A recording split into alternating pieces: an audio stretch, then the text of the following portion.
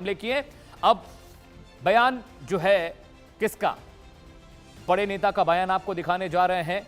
उन्होंने क्या कुछ कहा है जरा देखिएगा। जी हां, मीर यार बलोच का बयान है। वो कहते हैं बलूचिस्तान की आजादी की मांग जारी रहेगी, हम पाकिस्तान से डरने वाले नहीं हैं। बयान नंबर 2 जो मीर यार बलोच ने कहा है, बहुत क्रूशियल बात है उन्होंने कही। पाकिस्तान युद्ध अपराध का आरोपी है, उस पर यह आरोप, यह मुकदमा चलना चाहिए इंटरनेशनल कोर्ट ऑफ जस्टिस में। बयान नंबर 3 जो मीर बलोच ने कहा है, उन्होंने कहा कि अमेरिका से पाकिस्तान पर प्रतिबंध की अपील की। उन्होंने कहा कि अमेरिका प्रतिबंध लगाए पाकिस्तान पर। आप इन्हें सामाजिक कार्यकर्ता बोल लीजिए, स्वतंत्रता के लिए लड़ने वाला कह लीजिए, जो आपको ठीक लगे कह लीजिए। बयान नंबर 4 14 अगस्त को बलूची ने ब्लैक डे सेलिब्रेट किया था। 14 अगस्त यानी पाकिस्तान का स्वतंत्रता दिवस। बयान नंबर 5 बलूचिस्तान को स्वतंत्र देश की मान्यता मिले, यह बात मीर यार बलोच कह रहे हैं, यह अपील कर रहे हैं दुनिया भर के मुल्कों के साथ। आगे बढ़ते हैं। बलूचिस्तान के प्राकृतिक संसाधन जिनका आनंद पाकिस्तान ले रहा था, और इसीलिए तो पाकिस्तान आजाद नहीं करना चाहता बलूचिस्तान को। क्या क्या है भाई? प्राकृतिक गैस, सुई गैस क्षेत्र सबसे प्रसिद्ध है, जहां पर बड़ी मात्रा में नेचुरल गैसेज है। इसका शोषण कौन, दोहन कौन कर रहा है? पाकिस्तान कर रहा है। संसाधन नंबर 2 कोयला, डिगारी और सोर रेंज और माच का इलाका, जहां पर बड़े पैमाने पर कोल माइंस है बलूचिस्तान के, लेकिन बलूची अभी भी बेहतर जीवन नहीं जी पा रहे। संसाधन नंबर 3 तांबा, रेकोदिक दुनिया के सबसे बड़े कॉपर गोल्ड भंडारों में से एक है, यानी वहां पर तांबा भी है, नेचुरल गैस भी है, शेल गैसेस भी हैं। संसाधन नंबर 4 आपकी स्क्रीन पर सोना। जी हां, रेकोदिक और सैंडक में सोने की खदानें हैं। सोचिए, जो मुल्क इतना ज्यादा, किसी मुल्क का वो हिस्सा जो इतने बड़े नेचुरल रिसोर्सेज से भरा पड़ा है, वो अभी तक तरक्की नहीं कर पाया, क्योंकि वहां से जो कमाया जाता है वो पाकिस्तान में लगता है, बलूचियों पर कोई ध्यान नहीं देता।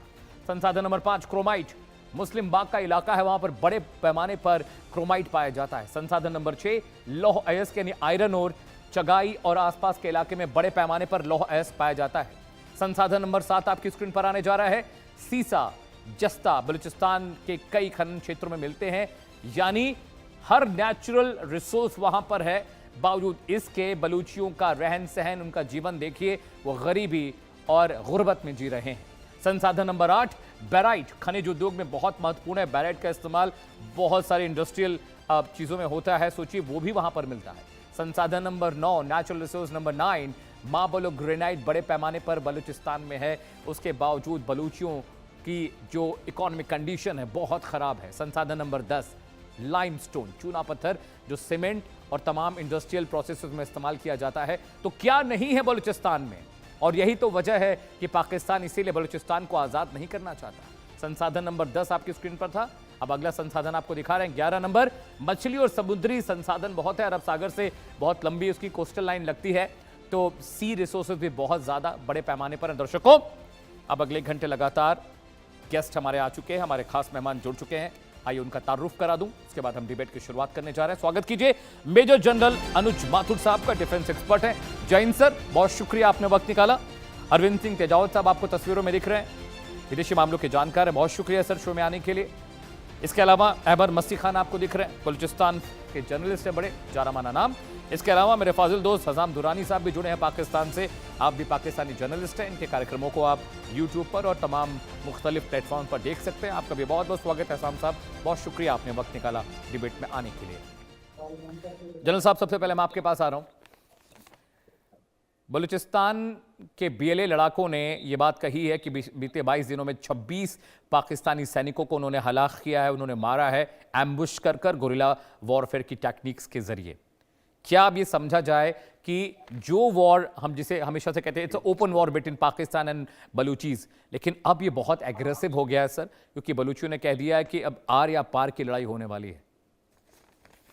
हाँ, जय हिंद अमित। देखिए, जो इंसर्जेंसी होती है कोई भी, वो इंसर्जेंसी कुछ स्टेजेस से निकलती है, और ये जो आज परिस्थिति पाकिस्तान में नजर आ रही है वो फाइनल स्टेज ऑफ इंसर्जेंसी है। उसको स्ट्रेटेजिक ऑफेंसिव कहते हैं। और मेरा ये मानना है कि अब पूरे खुले तौर पे जो बलूचिस्तान के आर्म्ड रिबेलियंस हैं वो पूरे खुले तौर पर पाकिस्तानी सेना और पाकिस्तानी एस्टेब्लिशमेंट के खिलाफ हमले कर रहे हैं और उनके खिलाफ आकर के अपनी बात को मनवा रहे हैं। उसके अलावा पैरेलली एक पॉलिटिकल एक्टिविटी जो है वो चल रही है, और उस पॉलिटिकल एक्टिविटी के तहत मेरे ख्याल से इन्होंने बलूचिस्तान को इंडिपेंडेंट भी घोषित कर दिया है, अपना खुद का कॉन्स्टिट्यूशन है, इनका करेंसी बताने की बात कर रहे हैं, और भी बहुत सारी चीजें उन्होंने करी हैं। तो मेरा ये मानना है कि एक इंसिडेंसी की एक बहुत ज्यादा एडवांस स्टेज में बलूचिस्तान की परिस्थितियां पहुंच चुकी हैं, पहली बात।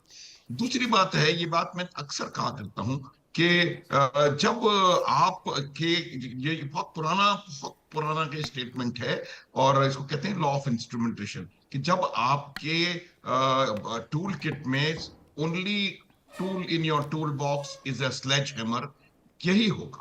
पाकिस्तान की आईएसआई और पाकिस्तान की सेना का शुरू से यही का तरीका रहा है कि हर समस्या को वो समझते हैं कि दमन से, बल प्रयोग से, बंदूक से, तोप से, हवाई जहाज से, गन शिप से उसको सुलटा सकते हैं। ये संभव नहीं है।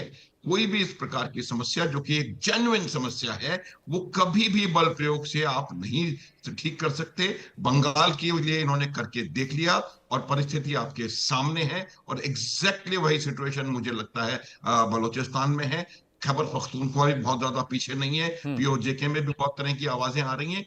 तो मेरा ये मानना है कि आपको एक बात के ऊपर बहुत जबरदस्त इंट्रोस्पेक्शन की आवश्यकता है, और जो परिस्थिति आज आ चुकी है वो आप देखिएगा कि ये लगभग पॉइंट ऑफ नो रिटर्न जैसी सिचुएशन होती भी मुझे नजर आ रही है, और आने वाला समय दिखाएगा कि किस प्रकार से आप इस चीज से निकल करके बाहर आ सकते हैं। कहीं मेरे यार बलूच ने यह भी कहा था कि लगभग 85% जो जो जो बलूचिस्तान की टेरिटरी है वो उनके उनके कंट्रोल में है। सबसे बड़ा एडवांटेज बलूचिस्तान के लोगों को है कि बलूचिस्तान की आवाम लगभग पूरी तरह इनके साथ है, और वो लगभग एक स्वर में चाहते हैं कि यहाँ से आजादी हो। तो ये मेरे को मेरी समझ ये कहती है कि बहुत सिचुएशन खराब है, और हालात जो हैं वो इसी प्रकार से आगे बढ़ते चले जाएंगे। एक चीज और मैं बताना चाहता हूं, और वो ये चीज है कि जब आप डेवलपमेंटल एक्टिविटीज पर ध्यान नहीं देते हैं, जब आप वहां के लोगों की एस्पिरेशंस को ध्यान में नहीं रखते हैं, और अभी भी ऐसे स्टेटमेंट्स आ रहे हैं पाकिस्तान के कई क्वार्टर से कि भाई ये कितने हैं, 30-40 लाख हैं, सब खत्म कर देंगे, और टू दैट इफेक्ट। तो इस प्रकार की जब तक आपकी सोच रहेगी, मानसिकता रहेगी, कोई मुझे नहीं लगता कि सॉल्यूशन इसका किसी भी प्रकार से निकल सकता है। और ये हालत जो है वो इस प्रकार की आ गई है कि लगातार हमले हो रहे जी। हैं। आप पिछले एक साल का पूरा रिकॉर्ड उठा करके देख लीजिए। इनके खुद के मिनिस्टर्स ने पार्लियामेंट में कहा है कि लगभग 4000 हमारे सैनिक इसमें शहीद हुए हैं। किसी भी इनोसेंट का, किसी भी सैनिक का मारा जाना मैं सही नहीं समझता, लेकिन सिचुएशन जो हुई है वो स्वयं की क्रिएट करी हुई सिचुएशन है, और उसका आपको अंदेशा और अंजाम देखना पड़ेगा। Alright sir, please stay with me general साहब, पॉइंट टेकन। इससे पहले कि मैं बाकी पैनल का रुख करूं, हसाम दुरानी मैं आपके पास आ रहा हूं। क्या बलूचिस्तान में पाकिस्तान की पकड़ सच में ढीली हो गई है, या सिर्फ ये तस्वीरों में लग रहा है, या जो नैरेटिव्स मीडिया चला रहा है उसमें ऐसा लग रहा है? आपके हिसाब से अभी क्या स्थिति, क्योंकि आपसे बेहतर कोई नहीं बता पाएगा, आप तो वहां पर